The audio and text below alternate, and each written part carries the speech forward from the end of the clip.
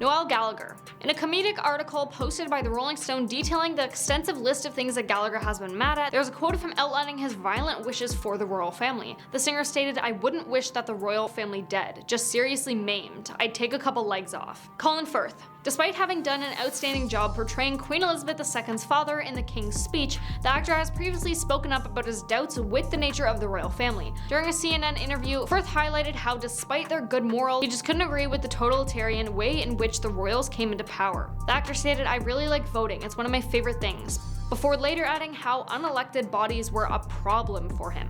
Stacey Solomon. Stacey made headlines after footage of her criticizing the royal family resurfaced just in time for the Queen's Platinum Jubilee. The 2018 clip showed Stacey on the British daytime show Loose Women expressing her confusion as to why so many people obsess over the royal family when in reality they are just exactly the same as every other person. Stacey said, "I don't get why we're so obsessed with these humans that are exactly the same. It could be us four sitting there, I just don't get it." She later added, "I would work hard if the country paid me to have like 12 houses and work really hard."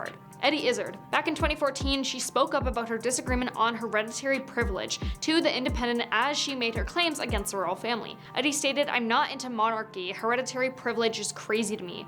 We should widen the gene pool and elect a head of state for 5 years." Russell Brand. Back in 2014, Brand triggered an immense national controversy after explicitly bashing the Queen and the royal family in his book Revolution. In the book, Brand highlighted, "I mean, in England we have a queen for F's sakes. We have to call her things like Your Majesty, like she's all majestic. She's just a person." Also adding, "Your Highness, what the F is that? What, she's high up, above us, at the top of a class pyramid on a shelf of money with her own face on it." Honor Blackman. In 2014, she was offered the chance to become a CBE, which is a commander of the British Empire, but she turned down the honor. "They ring you beforehand to ask if you'd like to accept, and I think they were quite shocked when I declined," she said. "But since I'm a Republican, I thought it would be somewhat hypocritical to pop up to the palace. Like not Sean, who accepts a knighthood but never comes here, doesn't pay tax here, and supported a yes vote in the referendum. I don't think he thinks deeply about politics." Danny Boyle. While speaking to The Guardian back in 2013, the director highlighted how he believed that the monarchy should be abolished and how if the British public still wished for a royal family, then the only fair way to go about that should be through a public election. Boyle stated, "I think the pressure on them is utterly impossible, as recent events show. It's a ludicrous spotlight they're under.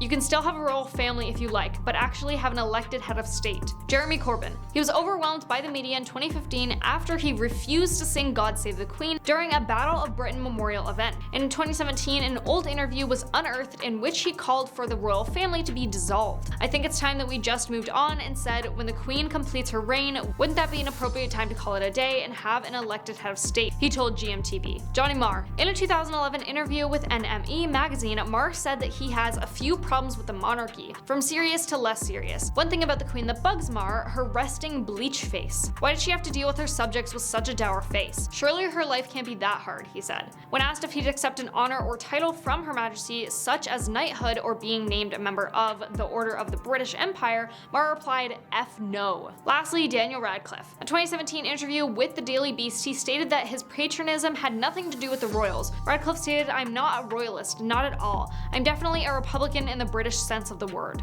I just don't see the use of the monarchy, though I'm a fierce patriot. I'm proud of being English. But I think the monarchy symbolizes a lot of what's wrong with the country." Jagger. As reported in The Telegraph, he excited Princess Margaret according to Jagger's biographer. She was so fascinated with the rock star she built a villa next to him on an island where they indulged in partying. There is no record of them actually having an affair, but there was a flirtation going on there definitely, via the Daily Mail. The Queen was reportedly not happy about him, fearing scandals or just general moral corruption. Meghan Markle. According to the Queen's strict standards, everything is wrong with Markle. She was married before and her celebrity status added even more drama to the British tabloids. In short, everything she does seems to be a mistake, firmly leading Prince Harry away from his family or the throne. The fact that Harry and she formally stepped down from the royal roles implies much. Margaret Thatcher. The complicated relationship between the infamous Iron Lady and the Queen was depicted many times on screens and on paper. The Netflix series The Crown emphasizes respect the two women developed through the years, despite the numerous disputes, personal and official, they shared. According to Sunday Times, things got very complicated in 1986 when Thatcher refused to impose economic sanctions on South Africa, opposing other Commonwealth members and the institution itself, which didn't sit well with the Queen, taking Commonwealth organization very seriously. The Queen felt Thatcher was destroying everything that was important to her, including their home country, and labeled Thatcher's policy as uncaring, confrontational, and divisive. After she was pushed out of Parliament by her own cabinet, the Queen invited her to a horse race event to show some support. Thatcher refused the invitation, but as reported by The Independent, felt flattered. Chinese officials. In 2015, the Chinese president at the time had a UK trip that did not quite go as planned. According to CNN, the Queen's complaints were actually caught on camera by a member of her staff. She made a remark to a Metropolitan Police officer that she found Chinese officials quite rude,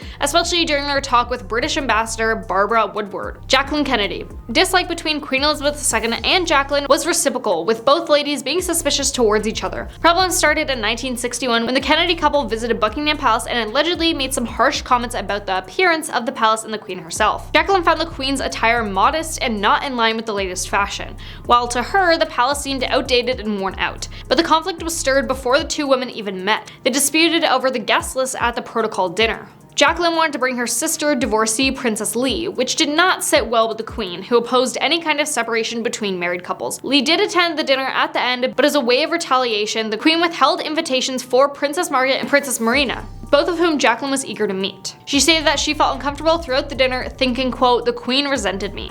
Camilla Parker Bowles. It is no secret how Camilla Parker Bowles, now the Duchess of Cornwall, came to the royal family. According to The Insider, the Queen and Prince Philip did not attend the ceremony of her and Charles, although they did visit the reception after it. Biographer Tom Bauer claimed in his book on the royal family that the Queen never approved of Camilla from the start, calling her a wicked woman on one occasion and stating that she did not want anything to do with her. Boris Johnson. Prime Minister Boris Johnson made his very first mistake during his very first audience with Queen Elizabeth II in 2019. Breaking protocol, he told everyone she stated that she does not understand why anyone would want to be Prime Minister. He was consequently told off by palace staff. Johnson later threw the Queen into quite an unpleasant position by demanding Parliament to be shut down for weeks, preventing a veto on a no-deal Brexit. Sarah Ferguson. The Queen's resentment towards her daughter-in-law Sarah Ferguson started in the 90s, just before the divorce between Ferguson and Prince Andrew. According to Good Housekeeping, the marriage itself was bound to fail. With Prince Andrew being the Queen's favorite son, Ferguson stood no chance. She did the worst crime a respectable woman could commit, being followed by paparazzi and pictured on holiday with her lover while still married to the royal husband. Ferguson was then excluded from the royal family, stepping into the already familiar role of the royal renegade. She did push it quite far, trying to sell access to her former husband to a News of the World reporter at some point, which cost her an invite to the royal wedding of William and Kate. Donald Trump. He continued his childish tantrums even when meeting the royals, managing to breach the protocol on several occasions on his visit in 2018. Although the rumors about him being late for his meeting with the Queen turned out to be false, he was actually late by only 1 minute. He turned his back on and walked ahead of the Queen during their protocol stroll past the family and officials, creating a storm of British disapproval. Princess Diana. Her emotional and sincere reactions puzzled the Queen, and while she was trying to be supportive at first, there were just too many things she did not approve of. One of the things Princess Diana did differently was how she brought up her two sons. Unlike other mothers in the British royal family, she wanted to spend as much time as she could with the children, which confused the Queen and broke royal protocol. According to Good Housekeeping, Diana's choice to publish a biography, Diana: Her True Story, in 1992 aggravated the Queen a lot. Revealing too much of one's personal life is never an option for a royal, especially not talking about a flawed marriage or an imperfect relationship with the Queen. Number 10. Thomas Jefferson. Born in Virginia in 1743, Jefferson was to become one of the most influential figures in US history and the country's third president. But he's mostly remembered by diehard British monarchists for driving King George III mad. In his youth, Thomas filled his head with radical ideas. By the time he was in his 30s, he was already agitating for a change in the American colonies. Jefferson argued that the British Parliament had no moral authority over America and that the people of the New World owed no taxes to the British Crown.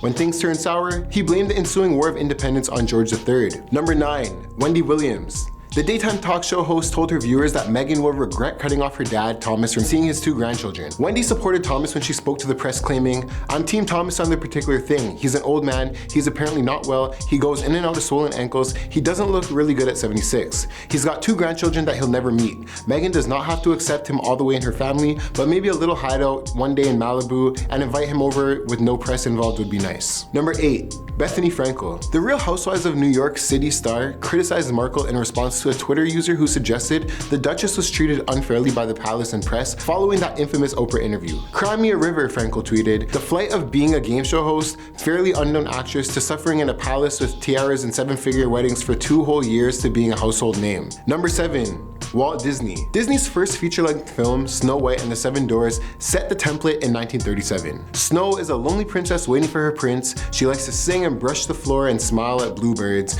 but is otherwise defended entirely by her title and her looks. Until very recently, most of the Disney princesses who'd followed had been despairingly similar, though as graceful, timid, and invariably white, curiously sexless victims in an elaborate dresses, constantly in need of rescuing by a handsome man in a crown. Number 7. John Travolta. Princess Diana loved to dance, so when she and Prince Charles went to the US on an official visit in the fall of 1985, some bright sparks in the White House administration invited John Travolta along to the event. As the clock struck midnight on that November night, Diana felt a tap on her shoulder and turned around to see Danny Zuko requesting her hand. With her prince looking on, Diana obliged, and the images of her gliding about with Travolta quickly flashed around the world. The contrast between the two, epitomized by Charles, and the glamorous and seductive new one could not have been more starkly exposed, with Diana seemingly happy beside the two. It was a further step into her rise of global celebrity, and by all accounts, Prince Charles hated every moment of it. Number 5. Keisha Shante. It wasn't just Americans that took umbrage with Prince Harry's remarks regarding the First Amendment.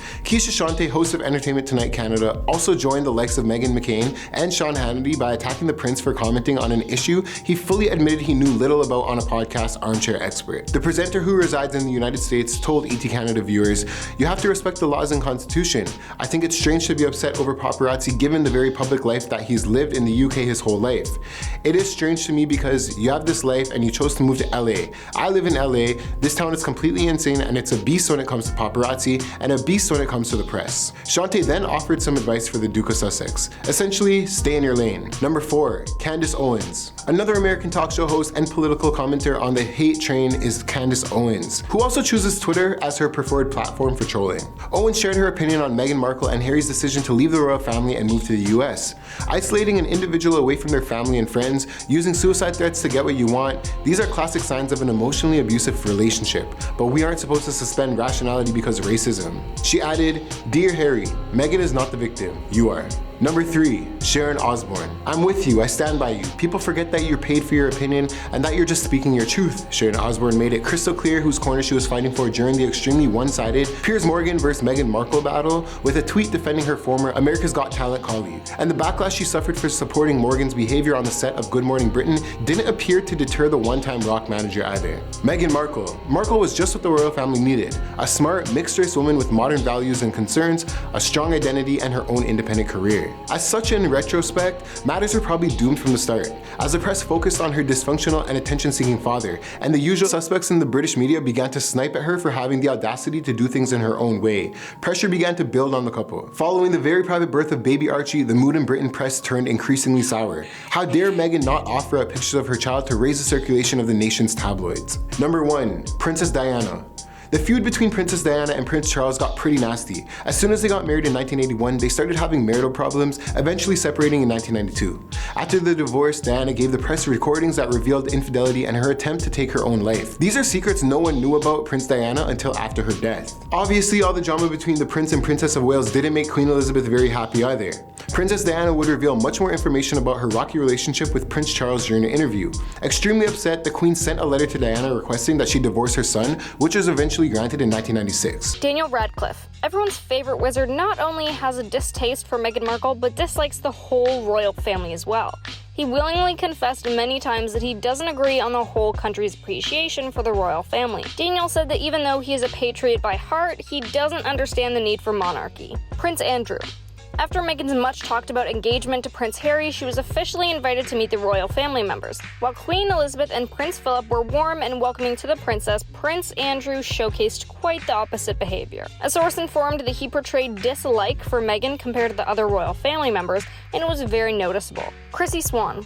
Chrissy Swan, the Australian TV personality, has always been keen on critiquing Meghan Markle. She first opened up about her judgment on her personal Facebook page, which stated that Chrissy could never warm up to Meghan, as she was under the impression that Meghan was just acting her part, that the humility shown by her was performed. Piers Morgan. Piers Morgan didn't hold back from confessing that Meghan ghosted him. He narrated on an episode of Loose Women that the two became good mates after following each other on Twitter. She messaged him saying, "I'm a massive fan of yours, this is great." They conversed through email from that point onwards and finally met at Wimbledon. Piers asked Meghan to join him at a local pub, to which Meghan happily said yes. They ended up hanging out and spending a few hours together. So when Meghan ghosted him, it was both a shock and an insult for him. Trevor Ingleston. Meghan's ex-husband Trevor most likely kept quiet about his feelings towards his royal ex-wife. However, royal biographer Andrew Morton didn't feel the need to reciprocate this behavior and released a book on Meghan called Meghan, a Hollywood Princess, which portrays Trevor's alleged dislike for his ex-wife. According to the book, Trevor was initially elated about being married to Meghan, but he soon started feeling like dirt in her shoe. Wendy Williams. Wendy Williams has been bitter about Meghan ever since the news of her dating the prince broke out. On her solo show, she said that Meghan's relationship with the prince won't last as there's way too much drama surrounding the former. In 2017, she conveyed to her audience that Meghan is just looking for a game to play, as she seems to be a bit of a wild card. Her snarkiest comment, however, was when she called Meghan a random princess. Kate Middleton. Things never warmed up between Kate and Meghan ever since the beginning. There have been countless speculations about why the two princesses don't get along. Some say that Kate feels ashamed of Meghan's embarrassing wardrobe choices, while others chime in stating that Kate disapproves of Meghan's intimate scenes from Suits. However, the most sensible reason may be that both the girls are eyeing the same prize of being the people's princess. Kate Hopkins. The Daily Mail writer and media personality made it clear that she has no respect for someone like Meghan. Her first move to prove her distaste was when she bashed Meghan for being addicted to Instagram. She was also very vocal when she termed her as an American Kate Middleton and a budget princess with an Oscar-winning innocent face. Erin Foster. Erin Foster is a comedy performer and writer who has a notorious history for blasting several celebrities on Instagram, including Meghan. In the month of November 2017, Erin posted a photo of Meghan from her Deal or No Deal days and captioned it, "Never forget." On another occasion, she posted another image of Meghan holding a briefcase from the same show and added an even more rude caption that read, "This briefcase is filled with my plans to be famous." Lastly, Amy Schumer. No, Amy didn't really say something mean about Meghan Markle straight up, but she didn't hold back on her views when asked about the royal wedding. She made an appearance in the Sydney's Fitzy and Whippo radio show, where she opened up about the downsides of the grand royal affair. During her interview, Amy joked that she finds it funny that poor Meghan's wedding wasn't really hers. On her big day, Meghan had to meet foreign delegates who she never met before and exchange pleasantries with them.